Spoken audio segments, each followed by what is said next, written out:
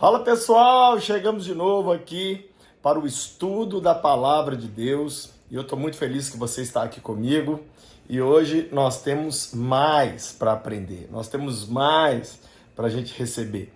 Já quero que você pegue aí papel, caneta, pega aí o seu celular, seu tablet para fazer suas anotações. Tem que anotar, sem anotação você fica tudo no ar e depois você não lembra de nada. Lembrando que nós temos aula toda segunda, terça e quarta, às 19 horas. Você pode enviar essa live aqui agora, compartilhar com alguém, para que essa pessoa possa ouvir a palavra de Deus. Hoje nós vamos estudar Mateus capítulo 22, e eu queria que você já se empolgasse aí junto comigo, né? Para a gente estudar mais um capítulo de Mateus, já caminhando aqui para os finalmente, porque Mateus termina no capítulo 28. Vamos estudar então hoje Mateus capítulo 22. Está preparado? Então vamos lá. Diz assim: Jesus lhes falou novamente por parábolas, dizendo... Jesus gostava de parábolas. Jesus gostava de exemplificar verdades espirituais com pequenas histórias, para abrir os olhos das pessoas. O reino dos céus é como um rei que preparou um banquete de casamento para o seu filho. Por que Jesus vivia falando do reino dos céus? Porque ele é o rei. Jesus é o rei e Mateus conta a história de como Jesus veio para se tornar o rei. O rei dos judeus, o rei do mundo. Não é isso? Então, ele está sempre fazendo comparações para explicar o que é o reino dos céus. Por quê? Porque o reino dos céus já tinha chegado na pessoa dele mesmo. E olha que interessante, o reino dos céus é como um rei, no caso Deus, que preparou a festa de casamento do seu filho. Quem é o filho? Ele mesmo, Jesus. E essa festa de casamento é com quem? Com a igreja. Aí o verso 2 diz, verso 3, enviou seus servos aos que tinham sido convidados para o banquete, dizendo-lhes que viessem, mas eles não quiseram vir. O que é isso? É Deus convidando o povo judeu, convidando a humanidade para vir participar dessa aliança com ele, mas ninguém quer, ninguém quis. É o pecado, né? Verso 4, de novo enviou outros servos e disse, digam aos que foram convidados que eu preparei meu banquete, meus bois, meus novilhos gordos foram abatidos e tudo está preparado. Venha para o banquete de casamento. O rei, no caso Deus, está insistindo. Venha, eu já preparei tudo. Eu tenho uma festa. Engraçado isso, gente. Deus é um Deus festeiro. Deus é um Deus que quer colocar a gente numa festa. Né? Ele está chamando a gente para comunhão, para alegria. Deus sempre foi assim. Foi por causa disso que Deus tirou o povo do Egito, para eles participarem de uma festa no deserto. Né? E hoje nós temos Jesus, que está nos levando para a grande festa no céu. Verso 5, mas eles não lhe deram atenção. Não lhes deram atenção e saíram, um para o campo, o outro para os seus negócios. Terceira vez que os convidados não dão importância. Esses convidados aqui também é bem uma alfinetada de Jesus nos judeus, no povo de Israel, que foi o povo que conheceu a Deus e que tinha que mostrar a Deus para as nações, mas o povo de Israel se voltou contra Deus, não cumpriu o seu chamado evangelístico e ainda abandonou o Senhor. Por isso que tanto o reino de Judá quanto o reino de Israel foram levados para o cativeiro. Aí o verso 6 diz, os restantes, agarrando os servos, maltrataram-nos e os mataram. Quem que é esses servos que são maltratados e mortos? São os profetas, que vieram durante toda a história dizendo, gente, se voltem para Deus, gente, se convertam, gente, Deus está chamando.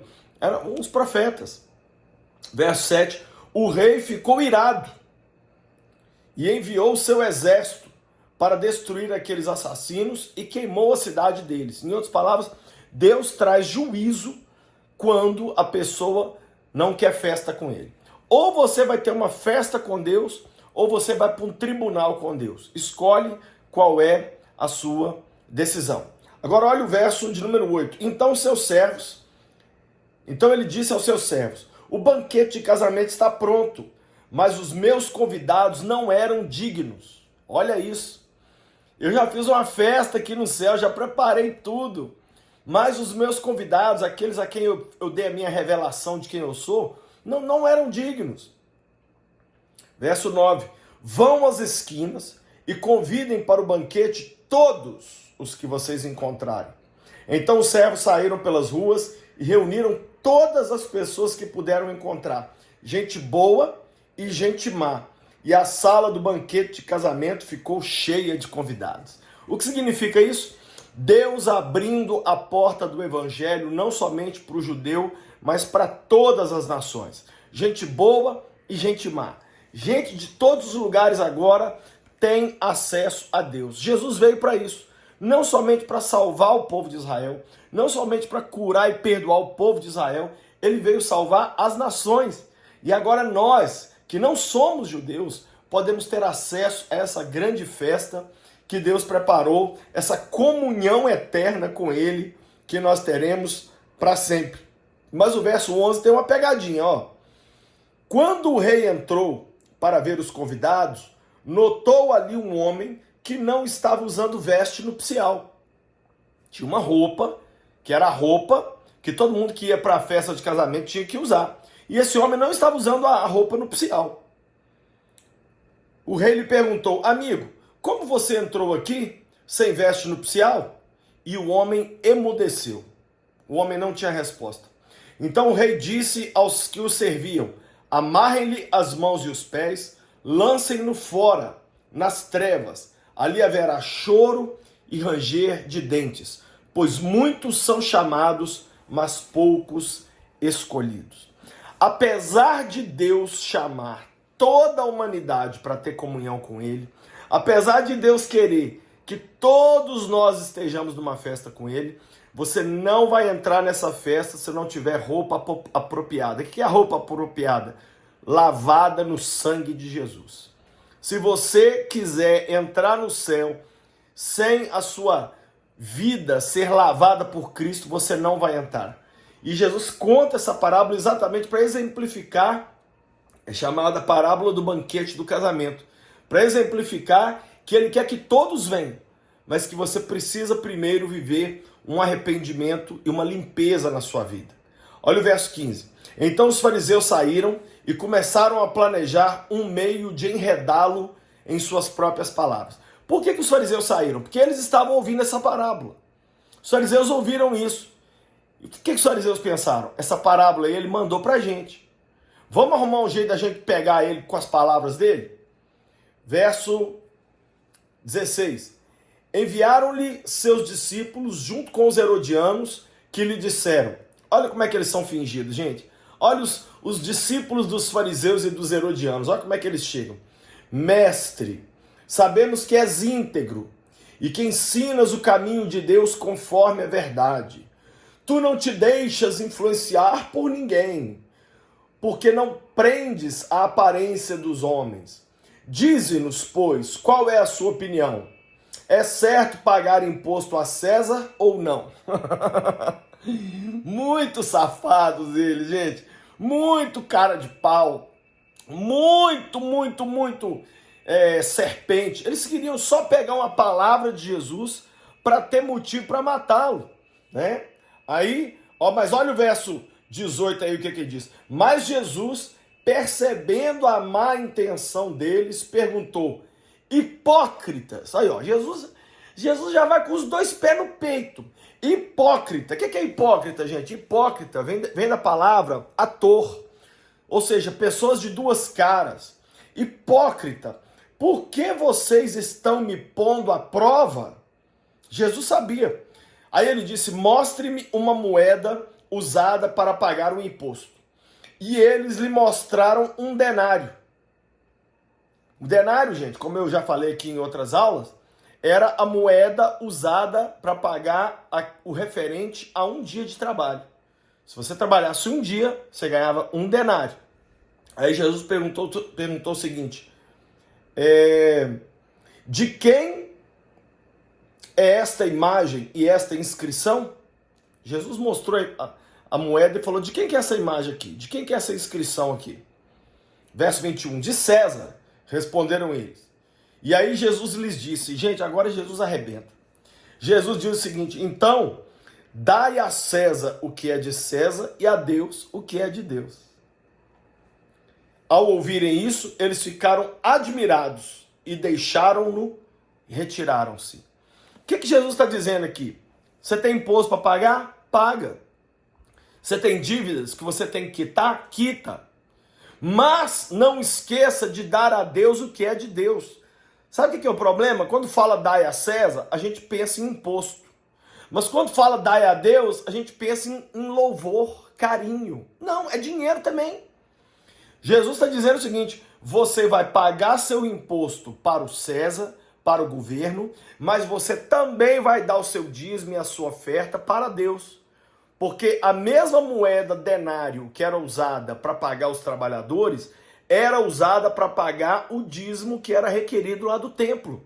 Tanto é que tem uma passagem mais para frente aqui, onde Jesus manda Pedro pescar um peixe e tirar uma moeda de dentro da boca dele para pagar o imposto dele, do templo, o imposto do templo dele e de Pedro.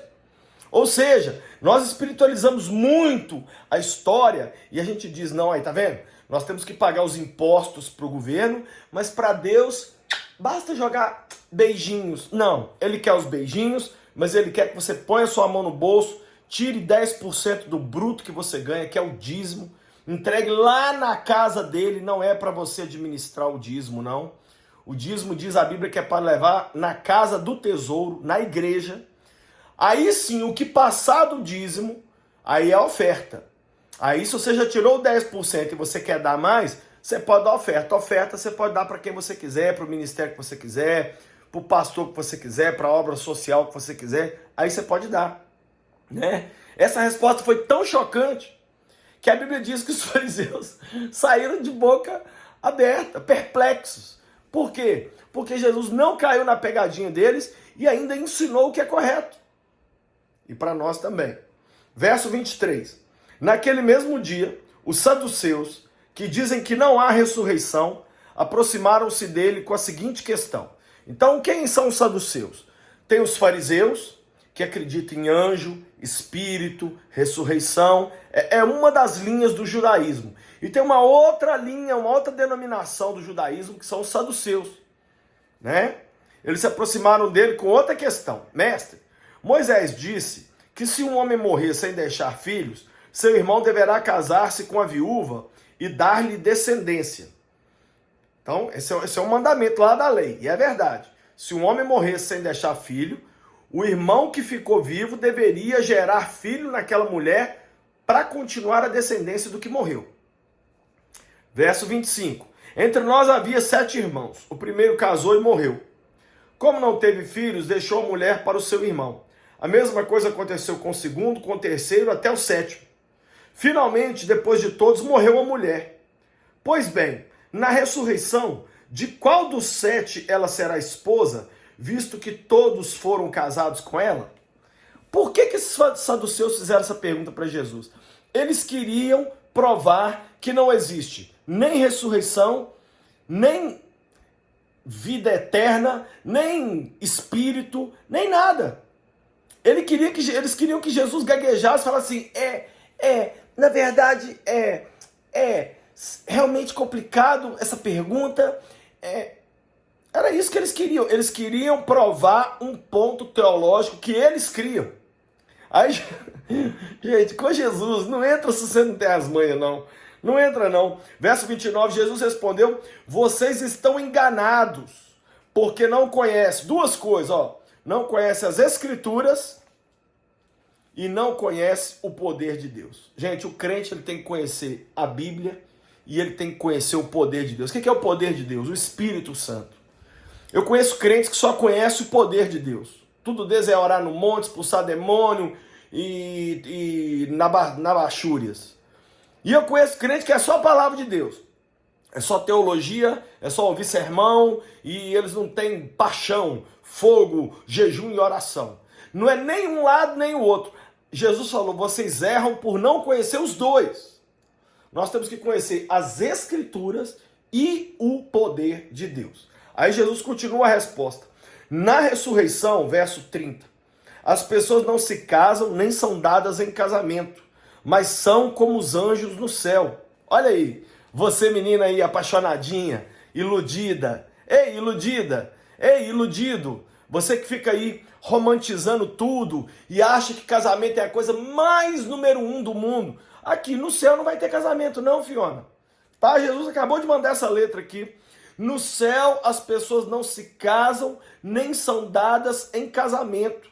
Lá no céu a Patrícia vai ser minha irmã em Cristo. Eu não serei casado com a minha mulher. E o mesmo relacionamento que eu vou ter com a Paty, eu vou ter com todas as pessoas do céu. Não vai ter intimidade, não vai ter nada disso não. Né? E no verso 31, Jesus quebra eles num outro ponto, ó.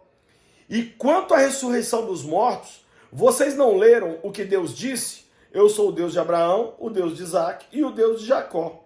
Ora, ele não é Deus de mortos, mas de vivos. Jesus destruiu duas ideias deles aqui. Primeiro, os saduceus acham que não tem espíritos, né? Então ele mostrou que existem anjos, que nós vamos para um céu, mas lá não vai ter casamento. Quando chegarmos no céu, seremos como os anjos, assexuados, sem sexualidade. E a segunda coisa que Jesus mostrou é que existe ressurreição. Porque se o nome de Deus é Deus de Abraão, Deus de Isaac, Deus de Jacó, ora, esses caras já estavam mortos quando Jesus falou isso. Jesus diz o seguinte, ele não é Deus dos mortos, ele é Deus dos vivos. Em outras palavras, Abraão, Isaac e Jacó estão vivinho da Silva lá no céu com Deus agora. Mandou essa no peito dos saduceus e com isso destruiu os dois pontos teológicos que eles mais se apoiavam contra os fariseus e o resto do judaísmo. Jesus deu um ensinamento profundo, mas fica a lição para mim e para você aqui. Você conhece as escrituras e o poder de Deus? Ou você é raso de escritura e é fraco de poder? Se você for, você acaba cometendo erros grosseiros como os saduceus cometeram aqui. Fica para a gente uma lição muito grande e um ensinamento muito importante. Precisamos buscar mais a Bíblia, precisamos orar e jejuar mais, precisamos buscar mais ao Senhor, porque senão daí surgem os pensamentos nada a ver, as heresias, os ensinamentos que não são bíblicos. Nós temos que ser bíblicos e temos que ser cheios do poder do Espírito Santo. Agora olha que legal, um dos textos que eu mais amo na Bíblia, verso 34, ao ouvirem Jesus dizer isso, ao ouvirem dizer que Jesus havia deixado os saduceus sem resposta, os fariseus se reuniram. Os fariseus, chegou um WhatsApp lá, assim, ó, gente, cara, vocês não acreditam, Jesus calou a boca dos saduceus, o povo mais chato que tem são os saduceus. Jesus deu uma resposta neles aqui que os caras saíram tortos. Quando os fariseus ouviram isso, eles se reuniram. E um deles, perito na lei, o pôs à prova, mais uma vez. Gente, esses caras não cansavam de passar vergonha. Era no crédito e no débito. Toda hora tentando Jesus, ó. Resolveram pôr Jesus à prova com uma pergunta. Mestre, olha que bando de fingido. Mestre, verso 36. Qual o maior mandamento da lei? Que fingido. Como se eles quisessem saber qual é o maior. Sabe por que eles fizeram essa pergunta para Jesus? Eles queriam que Jesus falasse qualquer coisa para eles usarem aquela coisa contra ele para prendê-lo e para poder matá-lo. Mas Jesus, gente, como eu falei aqui, não tem as manhas, não cruza, não divide a bola com Jesus não, que você vai quebrar a sua perna. Os caras entraram dividindo com Jesus. Olha o que Jesus mandou. Respondeu Jesus: ame o Senhor, o seu Deus, de todo o seu coração, de toda a sua alma e de todo o seu entendimento. Este é o primeiro e maior mandamento. Sabe aonde está esse mandamento aqui, gente? Lá em Deuteronômio capítulo 6. Jesus usa este mandamento. Qual é o maior mandamento? Amar a Deus com tudo que você tem no corpo, com tudo que você tem na sua psique e com tudo que você tem no seu espírito. Este é o primeiro e maior mandamento. E o segundo é semelhante a ele, Jesus disse. Ame o seu próximo como a si mesmo. Desses dois mandamentos dependem toda a lei e os profetas. O que é a lei e os profetas, gente? A lei e os profetas é isso aqui, ó, é o Velho Testamento. Quantos mandamentos havia no Velho Testamento? 613 mandamentos. 613. Não é quantos havia, não. Quantos há? 613. O que Jesus está dizendo? Se você amar a Deus de todo o seu coração, de toda a sua alma, de todo o seu entendimento, e se você amar o próximo como a você mesmo, você cumpre não somente esses 613 mandamentos, todos, como você vai cumprir qualquer um outro mandamento que possa existir. Por isso, gente, que tem 30 anos que eu prego uma coisa só. Seja louco por Jesus. Mais de 30 anos atrás eu li isso aqui e eu falei, gente, como que eu vou contar para essa geração que a gente tem que amar a Deus acima de tudo? E já sei, vou criar um nome. E eu criei esse nome, Seja Louco por Jesus. Ser louco por Jesus nada mais é do que amar a Deus com todo o seu entendimento, com toda a sua alma, com toda a sua força, com todas as suas redes sociais, com o seu namoro, com o seu time de futebol, com tudo. Tudo em nós deve refletir nosso amor pelo Senhor. Então, esse texto aqui é fundamental. A minha pergunta é, você está amando a Deus com toda a sua força, com toda a sua alma, ou já houve um tempo na sua vida que você amou o Senhor mais do que ama hoje? Se houve um tempo onde você amou Deus mais, arrependa-se e volte. E as pessoas? Porque tem muita gente que ama a Deus, mas as pessoas eles querem que se lasque. Não, a Bíblia diz que nós temos que amar as pessoas. Amar as pessoas. Cuidar das pessoas. Como a nós mesmos. O mesmo amor que você tem por você, você tem que ter pelas pessoas. E aí Jesus resume dizendo que cumprir esses 2 mandamentos, você cumpre tudo. Tudo. Então, esse tipo de versículo aqui, gente, é aquele tipo de versículo que vale a pena imprimir, pregar assim no seu guarda-roupa, pregar aqui assim na parede, para a gente ler todo dia, lembrar todo dia. Por que eu estou levantando hoje? Para amar a Deus e amar as pessoas. Por que eu não morri de Covid? Porque eu tenho que amar a Deus e amar as pessoas. Por que eu já não fui embora dessa terra? Porque eu tenho que amar a Deus e amar as pessoas. É o resumão. É o resumão. Agora, olha o restante aí do capítulo, verso 41. Estando os fariseus reunidos, Jesus lhes perguntou. Agora o jogo virou, amigos. O jogo virou. Porque agora é Jesus que vai fazer uma pergunta para os fariseus. Eles gostam de fazer pergunta? Vamos ver se eles aguentam uma. Verso 42. O que vocês pensam a respeito do Cristo? Olha bem, ele falando dele mesmo. De quem ele é filho? De quem o Cristo é o filho? Aí é de Davi, responderam eles. Esse título, gente, filho de Davi, é um título messiânico. O Velho Testamento dizia que o filho de Davi seria o Messias que viria. Verso 43. Então ele lhes disse, então como é que Davi, falando pelo Espírito Santo, o chama Senhor? Pois ele afirma, o Senhor disse ao meu Senhor, senta-te à minha direita, até que eu ponha os teus inimigos debaixo dos teus pés. Aí Jesus conclui dizendo o seguinte, se Davi o chama Senhor, como ele pode ser seu filho? O Messias é quem? É filho de Davi. Se o próprio Davi chama o Messias de Senhor, como que ele pode ser filho? Vou falar para vocês aqui. Jesus estava introduzindo teologia pesada para gente que deveria ter a resposta, porque eram os mestres da lei, mas não sabiam nada. Nada. Tanto não sabiam nada, verso 46 diz assim, ninguém conseguia responder-lhe uma palavra. Ninguém conseguia responder nada. Jesus estava falando dele, de que ele era filho de Davi, esse era o título dele como Messias, mas ao mesmo tempo o próprio Davi o chamava de Senhor. Apesar do Messias vir da descendência de Davi, este Messias reconhecia que o Cristo que havia de vir era Senhor dele também. Mas os fariseus não entenderam isso. Não entenderam. E a Bíblia diz que ninguém conseguia responder uma palavra. Uma palavra. E foi tão chocante isso que Jesus falou, que olha o finalmente aqui. E daquele dia em diante, ninguém jamais se atreveu a lhe fazer perguntas. Daquele dia em diante, sabe o que a notícia correu? A notícia correu assim: gente, se Jesus calou a boca dos líderes religiosos da nação, nós vamos entrar dividindo bola com ele? Nós vamos tentar fazer pergunta para ele? Não. Ninguém mais ousou fazer perguntas a Jesus.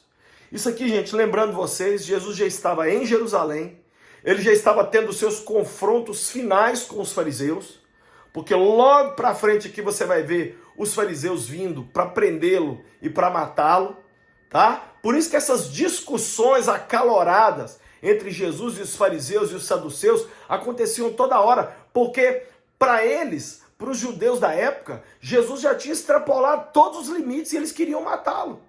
Só que Jesus pensou assim: eu sei que eu vou morrer. Já que eu sei que eu vou morrer, eu vou cair atirando. Eu vou fazer pergunta, eu vou dar uma resposta neles, eu vou falar o que é a verdade, eu vou responder tudo. E na verdade, gente, vamos ser bíblicos. Jesus morreu porque falou a verdade. Jesus morreu porque era quem era. Jesus morreu porque não aceitou o politicamente correto. Minha pergunta para você: você tem aceitado o politicamente correto? Você tem sido essa pessoa que está mais preocupada em agradar homens? Jesus não era preocupado em agradar homens. E eu encerro a nossa aula de hoje fazendo essa pergunta: você tem amado a Deus? Tem amado as pessoas? Ou isso virou só um chavão, uma coisa que o outro tem que praticar com você? Deus tem que me amar e os outros têm que me amar, mas eu não tenho que ser louco por Deus e eu também não tenho que amar o próximo. Ei, essa é a grande lição que nós tiramos de Mateus 22. Precisamos amar tanto a Deus com toda a nossa força e precisamos amar o próximo. Pai, eu apresento ao Senhor cada vida que está me assistindo e que participou dessa aula, Pai, aonde de uma forma simples eu tentei trazer a Tua palavra de Mateus 22. Deus, não deixa nós errarmos nisso. Tem outras coisas que a gente pode errar, mas errar em não Te amar e errar em não amar o próximo é perder tudo. É desobedecer em tudo. Ajuda-nos, Deus. Olha quem está me assistindo. Já te amou loucamente, hoje está meio frio. Da pandemia para cá, essa pessoa se esfriou. Quem sabe parou de ir na igreja. Quem sabe lia a Bíblia e orava, e subia um monte, jejuava. Hoje não tem nada disso mais. Deus, acorda cada um de nós. Desperta a gente. Coloque em nós uma paixão, um desejo, um fogo ardente pelo Senhor. Acende o fogo, Senhor, que houve um dia na nossa vida. Eu abençoo cada vida com essa unção de loucura por Jesus, de amor incrível e inesgotável pelo Filho de Deus, que nós possamos te amar, Senhor, com tudo, como Jesus falou aqui. É a oração que eu faço por cada um deles, em nome de Jesus. Amém. Amém. Amém. Glória a Deus. Glória a Deus. Gente, eu estou muito, muito feliz, muito, muito empolgado que você está aqui comigo estudando a palavra de Deus. Só lembrando você, estudamos toda segunda, terça e quarta às 19 horas, tá? Mas as aulas de quarta-feira são somente para membros exclusivos do meu canal do YouTube. Então, se você ainda não é membro do meu canal, clique para você se tornar membro do canal. Tem um valor simbólico de R$ 14,90 por mês. É muito pouco, que vale a pena para você estudar a Bíblia comigo. Nós temos o projeto de estudar todo o Novo Testamento e depois ir lá para o Velho. Então vai ser fantástico. Vem comigo nessa. Se você ainda não é membro do meu canal, clique para você se tornar membro e assistir às aulas das quartas-feiras também. Também na loja do Lucinho tem alguns livros. Olha esse, Força para Perdoar, Coragem para Pedir Perdão. Um livrão que eu escrevi com a Paty. Esse livro aqui é maravilhoso. Ame como se nunca tivesse sido ferido. Poucos livros me tocaram como esse. Maravilhoso. Tem o meu livro que eu mais gosto, ó. Eu sou autor de 40 livros, mas esse é o que eu mais gosto. Manual de Loucuras por Jesus. São 365 ideias para fazer loucuras por Jesus o ano todo. Tem esse livro aqui, O Refúgio Secreto. É a história de uma louca por Jesus chamada Corrie, uma holandesa que salvou a vida de milhares de judeus, escondendo eles de Adolf Hitler durante a Segunda Guerra Mundial. E ela e a família acabaram no campo de concentração por causa disso. Tem que ler esse livro. Eu já li 2 vezes, fantástico. Olha esse livro aqui, Loucos pelo Espírito Santo, é um estudo sobre a terceira pessoa da Trindade. Tem também esse livro, O Deus Pródigo, é a história do filho pródigo como você nunca viu. Maravilhoso esse livro do Tim Keller. Tem também este, Cura e Edificação do Líder, do meu querido amigo pastor Cote. E um livro que eu escrevi com meu pai biológico, seu Lúcio, chamado Entendendo Galardão e Recompensa.